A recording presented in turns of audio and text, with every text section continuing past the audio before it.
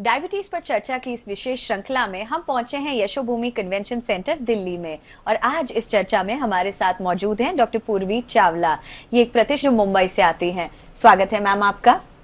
धन्यवाद। इसके पहले कि हम इस चर्चा को आगे बढ़ाएं, मैं चाहूंगी आप अपना संक्षिप्त परिचय हमारे व्यूअर्स तक अवश्य पहुंचाएं। Surely. So my name is Dr. Purvi Chawla. I'm a consultant diabetologist and director of clinical research from Mumbai, India. मैं बहुत खुश हूँ RSSDI 2024 दिल्ली में आके। धन्यवाद मैम। मेरा सवाल जो आपसे होगा कि डायबिटीज का प्रेवलेंस या डायबिटीज होने की संभावना क्या पुरुषों में और महिलाओं में एक जैसी होती है? यदि अलग अलग होती है तो क्या क्या लक्षण होते हैं जो अलग होते हैं?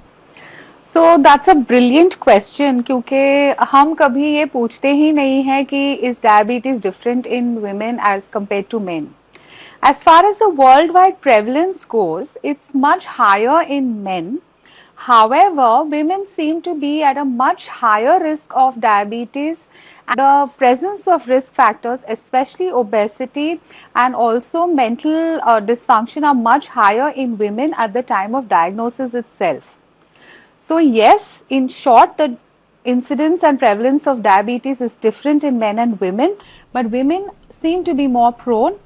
Also, a woman goes through different stages in her life, right from puberty, then pregnancy, and then menopause, which is associated with several different hormonal surges and changes, and these are also associated with metabolic dysfunction, including diabetes. Symptoms and signs can also be different. General symptoms like polyuria, polydipsia, polyphagia, all that can be similar in men as well as women.